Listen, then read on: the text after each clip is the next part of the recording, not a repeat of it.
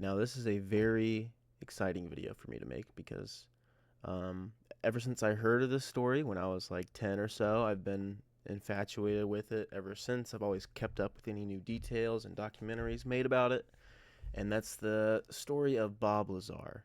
If you're unfamiliar with the case, Bob Lazar is the ex-government scientist that made the claim in 1979, still to this day, that he worked at an area called S4, which is a subset of Area 51. And he claims while working there, he worked on reverse engineering alien spacecraft and other technology he claims is of non-human origin.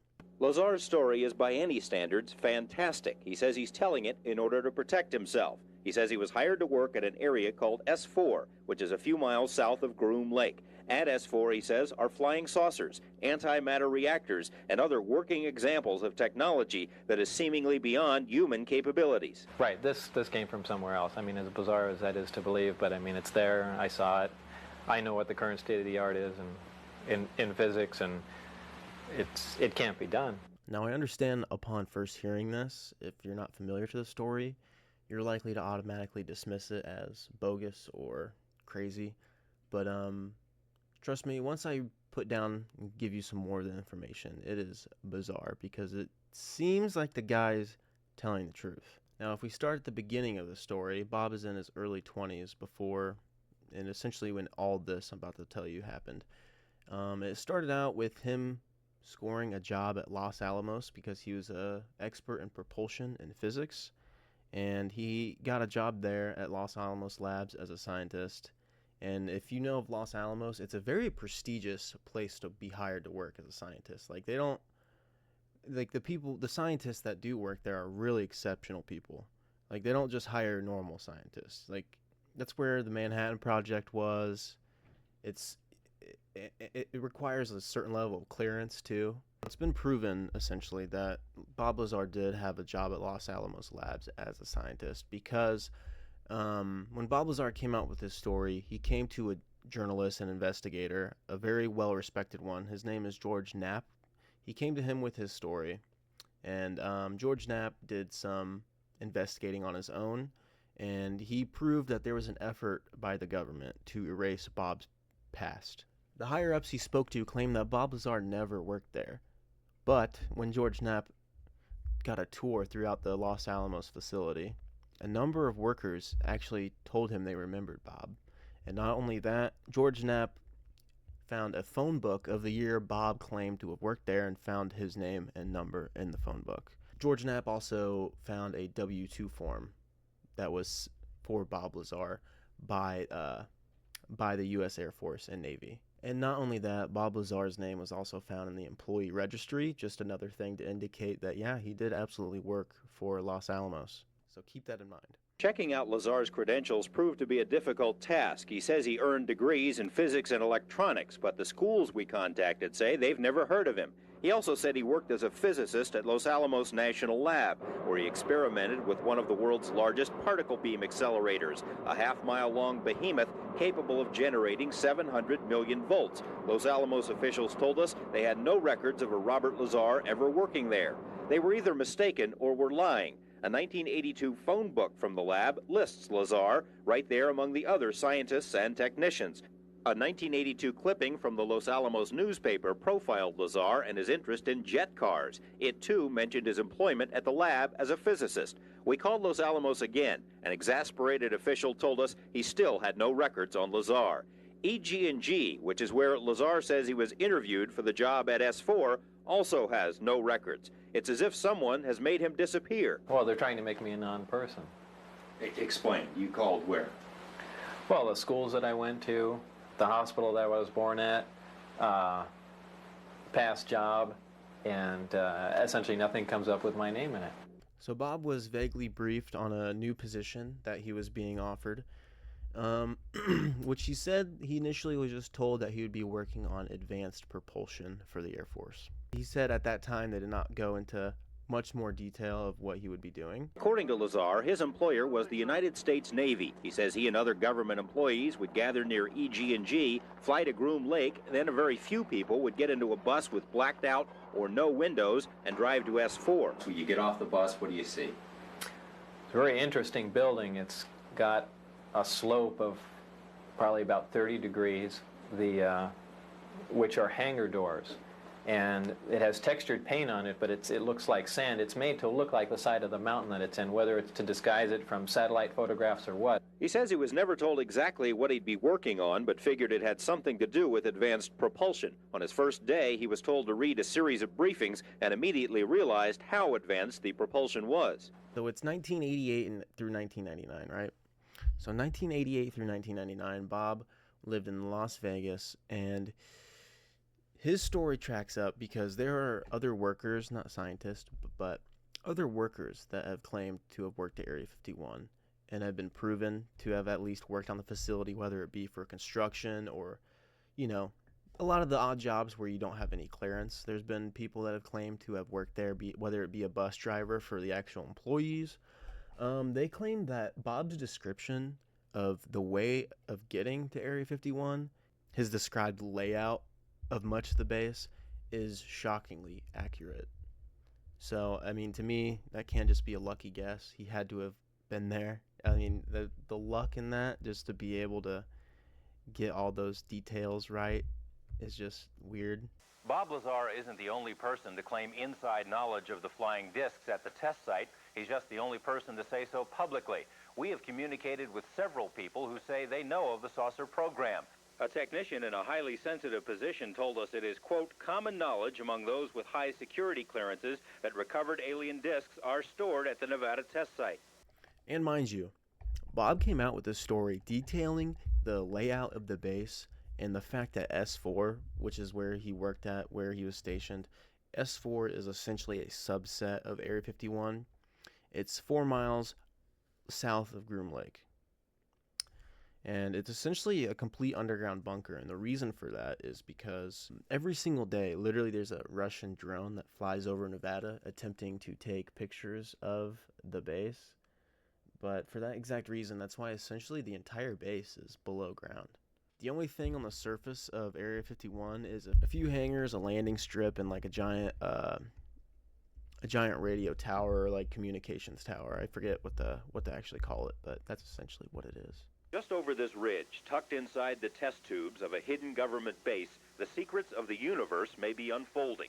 The area is designated S4, and according to one man who claims to have worked there, S4 harbors scientific achievements that would astonish our deepest thinkers. It is technology that, if it exists, could change the world, but is allegedly bottled up by military minds. No, it's not an overall government project. It's not something that Congress appropriates money for. $2 billion is for this, $15 billion for flying saucers, $8 billion for Star Wars. It doesn't go like that. I don't believe that they have any knowledge of it at all. How is it that Bob, if he's lying, how is he able to detail the base accurately before it was even public knowledge that the base existed? I don't know. I think he worked there, it sounds like. So according to Bob, when he was initially shown for the first time and brought into a hangar and shown one of the flying saucers, to him, he thought it was just an advanced fighter, and he thought it explains all the UFO sightings that had been going on throughout the decades. He thought, oh, this is just an advanced fighter jet. After spending a lot of hands-on time with the craft and taking all kinds of measurements and discussing with the other scientists, he quickly realized that, yeah, this is not something of this planet. Ford Model operate, Lazar says. He suspected that the ship came from somewhere else. The realization slapped him in the face the first time he glimpsed the inside of the disc. I got to look inside, and it had really small chairs, and I think that was the first confirmation I had. That was just a shocking thing, because every time before that I was able to label it, well, this is just a little advance that a group of scientists had formed, and they're keeping it secret. And yeah, we could have built a big disc like that. That's no problem. And we could have adapted these to make it fly, but why does it have little furniture inside, essentially little seats? And things began to click together just all too fast. But you're going into this craft And what are you thinking when you're inside of it? Like, what are you seeing? It's a very ominous feeling because there are no, first of all, everything is one color. It's like a dark pewter color, and there are no right angles anywhere. It's as if somebody took, I've said this before, somebody took a model and fashioned it out of wax and then heated it just for a short time so everything melted. Everything looks like it's fused together. Everything has a radius of curvature where two items meet. It's a really weird looking thing, but there was almost nothing other than a small foldable hatchway that looked recognizable. Everything was really unworldly, to pick on it, a way to describe it.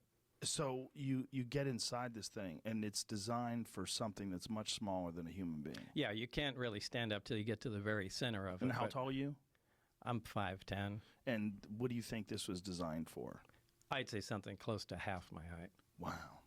Bob talks a lot about the power source, and it seems that they actually understood how the things worked. They just couldn't replicate it.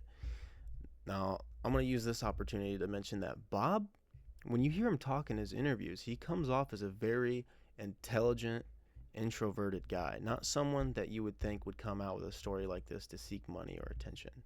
He comes off as a very intelligent, very paranoid person, and I think that's just perfectly fitting for someone that would be realistically in his shoes going through what he's going through. I mean, he comes off as just, there's something about him. And like I said, he's genuinely he's an actual scientist. You know, he worked at Los Alamos Labs. Even to this day, his main hobby is jet car racing. He literally attaches jet engines to vehicles as a hobby, like bikes, cars. Even at one point, in order to make fuel for one of his jet cars, Bob Lazar built a particle accelerator in his bedroom, a working one. So if that doesn't say that he's a genuine intelligent scientist, I don't know what else would prove that. Hey, this is me during the editing process. I just wanted to say real quick, I forgot to add in a detail about Bob, but not only was his hobbies jet car racing and he built a particle accelerator, he also built an engine for his car that could run off water, like that famous case of that one guy I might make a video on who made a doom buggy that ran off water, and he suspiciously got murdered soon after. Bob did the same thing. He made an engine for his car that separated the oxygen and hydrogen in water and then used hydrogen as fuel. So that's just another example that he's a scientist. Running your car on... Hydrogen. You can't run a car on water. But you're using water. Right. You use water as the source material. You run electricity through it, and it breaks it down into hydrogen and oxygen, and then you can burn the hydrogen. All right, so you found a way to store a lot more hydrogen in hydride. The equivalent of a full tank of gas. You want to fill up your car. How much hydride do you need? Well, I'll show you. No way. Yeah, that's the volume it takes to store enough hydrogen to propel this car close to 400 miles. Just about what it gets running on a full tank of gas. Wow. And it's a lot safer than gasoline. Yeah, Bob claims these alien spacecraft that he was working on operated off an element called 115, which at the time didn't exist on the periodic table and didn't exist. But in 2003, that would change. This exact element Bob would talk about in the 1989 would be later synthesized in 2003. Bob described this reactor as like a spherical, like basketball-shaped object that essentially you could remove it from the craft and have it just sitting out on its own. And if you added radiation to it, it would create its own gravitational field, essentially, using element 115 as its fuel. And he said that these crafts ran off a stable version of element 115. Well, the thing is, when you harness gravity, you harness everything. And it's the missing piece in physics right now. We really know very little about gravity. At least that's the way it used to be. Lazar says the technology to harness gravity not only exists, but is being tested at S4. And if such technology is beyond human capabilities, it must have come from someplace else. It's more than conjecture, he says, because he also saw an element that cannot be found on the periodic chart. The element, called 115, can be stored in lead casings, much like this one. Element 115 wasn't discovered or synthesized until 2003. Bob Lazar was talking about this same element in detail in 1989. So, if he's lying, that just wouldn't make sense. If he was lying, then he would have to be a time traveler or something, because that just doesn't add up, you know? Bob claims by adding radiation to this reactor, it then creates its own gravitational field, almost in like a heart shape around the craft. And he further explains that this is how UFOs are able to move in such insane speeds and distances quickly, and they move in such weird ways that we've seen over the decades that, you know, it looks as if they're not affected by inertia or anything. Because if you can create your own gravitational field, theoretically, you can bend space and time. And at that point, traveling a certain distance becomes irrelevant, because you can travel there instantly without being affected by inertia, time, gravity, anything. So, I mean, to me, that's that's a pretty good explanation as to how these UFOs we've seen over decades are able to move the way they are. The technology that Bob Lazar says he saw extends far beyond flying saucers. An antimatter reactor allows the spaceships to produce their own gravitational fields, he says. Such a technology, if real, would answer UFO skeptics, who argue that aliens could never visit Earth because the distances between worlds are too great, even at the speed of light. Gravity distorts time and space, just like if you had a waterbed and put a bowling ball in the middle. It warps it down like that. That's exactly what happens to space. Imagining that you were in a spacecraft that could exert a tremendous gravitational field by itself, you could sit on any particular place, turn on the gravity generator, and actually warp space and time and fold it. By shutting that off, you'd click back and you'd be a tremendous distance from where you were, but time wouldn't have even moved because you essentially shut it off. I mean, it's so far-fetched, it's difficult for people to grasp, and as stubborn as the scientific community is, they'll never buy it, but in fact, this is what happens. So, not only is there Bob's insanely accurate descriptions of the base prior to there being public knowledge, also the whole element 115 thing is pretty strong evidence that he's telling the truth. Yeah. The document, there's been detractors, there's been a bunch of people that called bullshit on many of the things that you've said, but over time, many of the things that you talked about, even in the 80s, have proven to be true. Things that people said were not true were proven to be true. Element 115 was one of them, right? Right. So Bob claims that little progress was made while working on the craft due to there being a lackluster scientific method being used on the base. Meaning, you know, in order for science to progress how it should, you have to be able to have open discussion and open thought and be able to, you know, share all the information with all the scientists in the room, right? Otherwise, you're not going to progress very far. But because of all the compartmentalization and all the secrets, all the need-to-know basis, they only tell you what you need to know. And you're not allowed to ask further questions, apparently. You weren't allowed to, discuss it with other scientists that aren't in your same, group working on the project you are working on. So when you're compartmentalizing everything like that, it just completely dampens the progress that you could make, which could explain why they've supposedly had these UFOs in their possession for decades and have made essentially no progress other than understanding how it might operate. As excessive caution and intense secrecy contributed to the plodding pace of the program and were a main source of his disenchantment. It's just unfair, outright, not to put it in the hands of the overall scientific community. There are people that are much more capable of dealing with this information and by this time would have gotten a lot further along than this select group, little people, select small group of people working out in the middle of the desert. They don't even have the facilities really to completely analyze what they're dealing with. You're not allowed to ask questions. No, they work on the buddy system, so I can only exchange ideas and talk to Barry. Now, this really interferes with science because science is based on free discussion. And ideally, you get a bunch of guys together, exchange ideas, work on problems, and that's how things move forward. But they're so over the top concerned about security, they split everything off, and everybody becomes stagnant.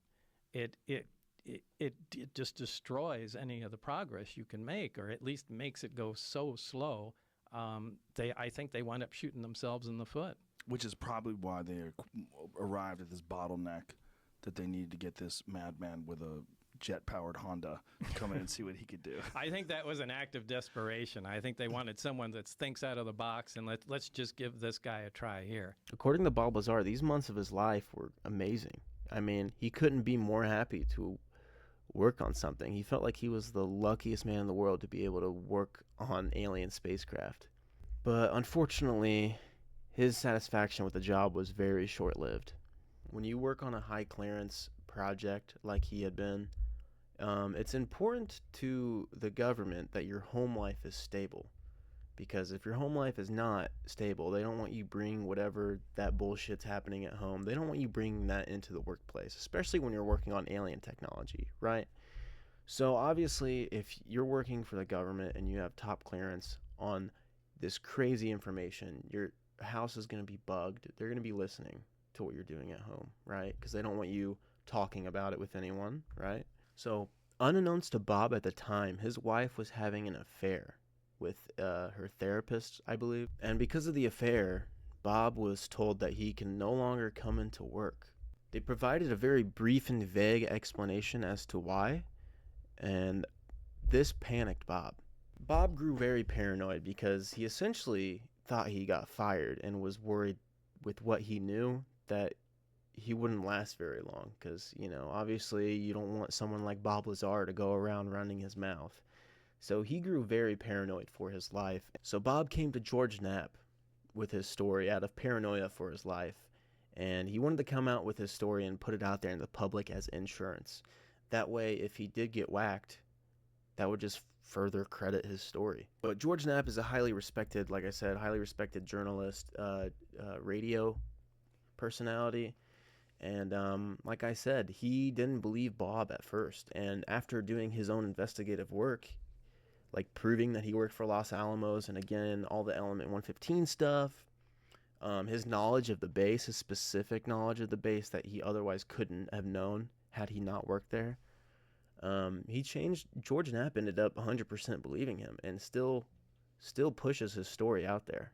Now, I forgot to mention that while Bob was working at S4, he actually got to witness a test flight of one of the crafts. Briefly, but he did get to witness a test flight. And at the time, he knew that the test flights were every Wednesday at a specific time at night. It was where there was less likely to be any witnesses in the area to be able to see them test flying this craft. And since I had the test flight schedule, statistically, the amount of traffic in the surrounding areas on the highway was lowest on Wednesdays. And that's why Dennis told us that all the test flights occurred only on Wednesdays, because it'd be the least chance that anyone would see what's going on. Due to Bob's panic and paranoia, he also decided to grab a few of his friends and head out to the desert in the middle of the night when, on the exact day, he knew that there would be a test flight. So he took a bunch of his friends in a van and a video camera and recorded a test flight right on cue. And they witnessed it. There's footage of this. I'll play it for you. When he reached what felt like his bursting point, he took Huff and a few others to the edge of the Groom Mountains to see the flights for themselves. A total of 5 witnesses on 2 consecutive weeks managed to dodge security patrols long enough to see the strange glowing object lift above the mountains. It came up above the same mountain. It moved around. It did a step move. It actually went up in the air like this and hovered, then dropped way down. Then it just floated around and cruised around, and then it started coming up the mountain range This home videotape was recorded during one of the trips to the Groom Mountains. No, what? Did you see that move it did? No, I didn't. It went like this. It went boom, boom. Wow, look how bright it's getting. Look at it now. It's getting bright. Not bright enough for me to get the son of a bitch. Here, hold on, right here.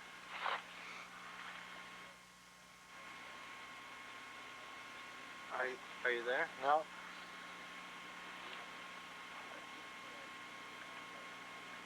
It is bright right now.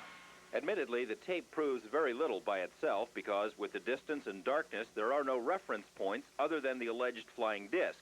But Lazar's information about the time and location of the test flights proved correct, not once, but twice. That, according to our off-camera interviews with each of the other witnesses. Gene Huff describes his second sighting. Through the telescope, we had seen it was an elliptically shaped light. You know, that's about, because you can only get so close, even with a telescope, to a secure facility. Anyway, it came by up by us very rapidly. It glowed and glowed brighter like a sun, and we almost got the feeling it was going to explode. It glowed so bright, and we backed up behind the car. Then it went down. It glowed back up a little bit, and very softly glided back over back where the mountains where it came up, hovered for a while, and then just sat down, just like you see in the movies.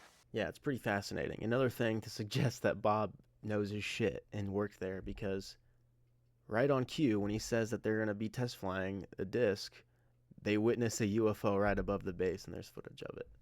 So again, I mean, if all these things are coincidences, Jesus Christ, that's like winning the lottery 1,000,000 times. This actually ended up being a huge mistake by Bob and his friends, because they actually got rolled up on by ATVs and men with firearms.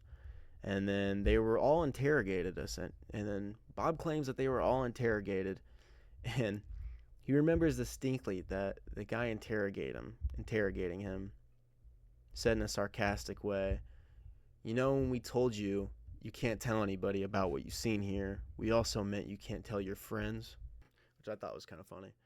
So Bob and his friends actually get let go. They actually are allowed to return home. Now, this instance made Bob panic even more, and he was like, "Oh my God, I am 100% getting killed." He came out with a story again and spoke more openly about it, because he was 100% sure he was going to die and get murdered now. So he came out with his identity, because initially he wanted to keep his identity secret but just give his story. But now he's just saying, screw it, people need to know my name, they need to know my story. Security at S4 was oppressive, Lazar says, and his superiors used fear and intimidation almost as a brainwashing tool. It did everything but physically hurt me. Put a gun to your head? Yeah. And said what? Actually put a gun to your head? Well, they did that even in the original security briefings. They had guards there with M16s, the guys slamming their finger into my chest, screaming in my ear, some people pointing weapons at me. Like I said, it's not a good place to work.